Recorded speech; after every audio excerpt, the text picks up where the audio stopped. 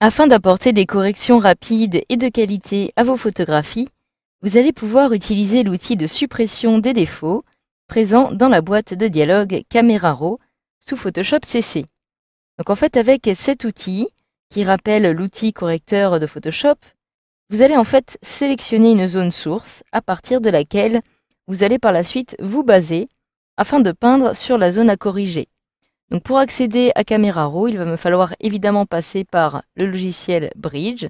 Donc je retrouve ici le logiciel Bridge CC.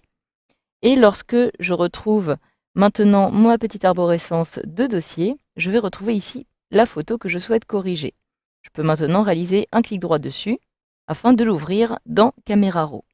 Donc automatiquement, je vais avoir cette petite boîte de dialogue qui va apparaître. Et pour accéder à l'outil de suppression de défauts, il me suffit de le sélectionner dans le petit menu qui se trouve en haut, juste au-dessus de ma photo. Il s'agit de cette petite icône-ci. Automatiquement, lorsque cet outil est sélectionné, j'ai maintenant mon curseur qui a été modifié et qui représente ici deux cercles.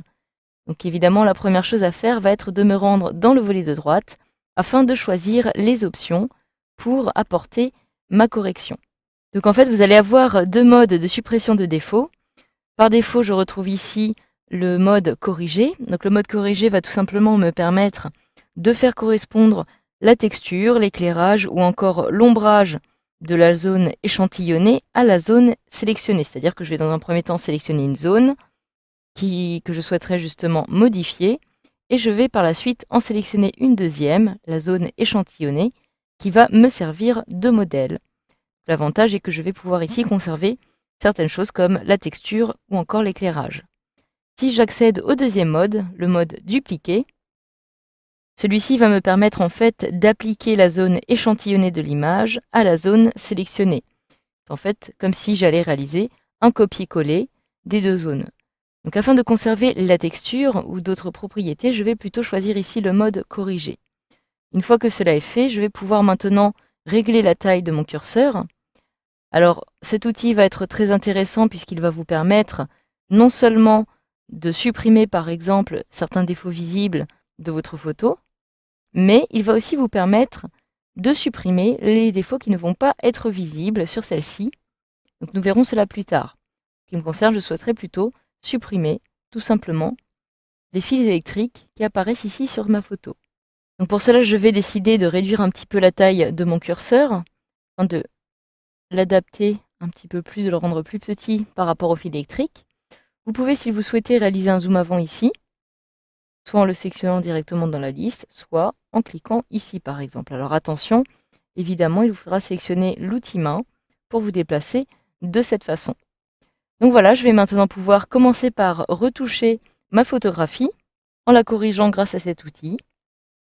Donc cela est très simple, je vais dans un premier temps sélectionner la zone que je souhaite justement corriger. Donc en l'occurrence ici, je vais suivre le fil électrique. Je clique, je maintiens mon clic enfoncé et je vais pouvoir me déplacer comme ceci. Je vais m'arrêter là parce qu'après il y a un petit nuage. Et lorsque je relâche, automatiquement, comme vous pouvez le voir, Camera Raw a en fait détecté une éventuelle zone d'échantillonnage qui va me permettre justement de me baser dessus et de corriger par la suite le fil qui apparaît ici. Alors, vous pouvez à tout moment décider de modifier cette zone en cliquant sur la petite épingle verte qui apparaît dessus, puisqu'évidemment la zone en rouge correspond à ma sélection et la zone en vert correspond à la zone échantillonnée. Vous pouvez décider, en cliquant, en maintenant votre clic enfoncé, de la déplacer afin de trouver une autre zone. Donc voilà, une fois que cela est fait, il vous suffit tout simplement de continuer.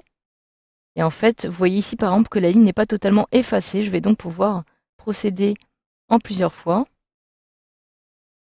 Mais malgré tout, l'effet va être plutôt réaliste. Par exemple, ici, j'ai un petit nuage. Je vais pouvoir décider de choisir la zone qui apparaît ici. Sur le nuage, je peux procéder de la même façon.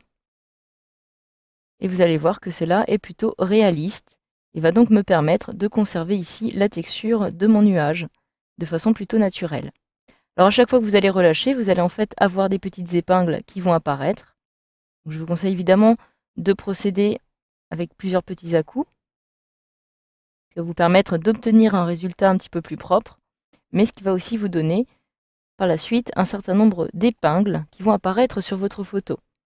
Alors vous pouvez décider de masquer l'incrustation ou de l'afficher en cochant cette petite case. Si je la décoche, je vais pouvoir la masquer, ce qui va me permettre d'avoir ici une meilleure visibilité, de façon à effacer mes éléments sans que les petites épingles apparaissent. D'ailleurs, si je réalise maintenant un zoom arrière, je remarque ici que le résultat est plutôt assez surprenant. Alors, vous allez pouvoir aussi accéder à différentes options lorsque vous allez sélectionner les différents éléments que vous souhaitez corriger sur votre photographie. Donc sachez que vous avez la possibilité, par exemple, de définir vous-même la source. Si je souhaite continuer à modifier ici le fil électrique de façon à le faire disparaître, je vais pouvoir, dans un premier temps, cliquer ici. Mais avant de cliquer, je vais maintenir la touche CTRL enfoncée. Je clique maintenant dessus, comme ceci, et lorsque je continue à me déplacer, je vais maintenant pouvoir définir la source moi-même, en me plaçant ici par exemple. Donc, cela va être très utile. Vous pouvez de la même façon réaliser, si vous souhaitez, une sélection circulaire ou rectangulaire. Donc par exemple, pour réaliser une sélection circulaire, il vous suffit tout simplement de maintenir les touches CTRL et ALT simultanément enfoncées, comme ceci, et par la suite, de cliquer quelque part et de sélectionner la zone de votre choix. Donc je vais sélectionner de façon circulaire cette zone-ci. Pour réaliser maintenant une sélection rectangulaire qui va supprimer tous les points une fois que le bouton de la souris sera relâché, il me suffit tout simplement de maintenir la touche Alt enfoncée, puis de cliquer. Alors je vais pour cela afficher l'incrustation. Si je maintiens la touche Alt enfoncée, je vais maintenant avoir une petite paire de ciseaux qui va apparaître. Je peux alors cliquer, maintenir mon clic enfoncé et sélectionner ici la zone de mon choix. Donc voilà, enfin maintenant, si vous souhaitez étendre une sélection existante en liant les points, vous pouvez retrouver la sélection existante qui apparaît actuellement ici, par exemple. Je peux d'ailleurs déplacer. Et cette fois-ci, je vais maintenir la touche Maj enfoncée. Et je vais pouvoir agrandir, par exemple, cette sélection. Et voilà, maintenant, une fois que j'ai fait cela, je vais pouvoir décider, par exemple, d'afficher les défauts présents sur ma photographie. Donc je vais déjà masquer l'incrustation. Alors si je coche cette petite case, je vais pouvoir accéder à tous les défauts qui ne vont pas être visibles à l'œil nu sur ma photographie. Donc par exemple, des petites poussières, etc., etc. Si vous avez une photographie avec de la poussière, cela va être très pratique justement pour la corriger. Donc vous pouvez ici augmenter la visibilité de ces défauts ou la réduire, comme ceci.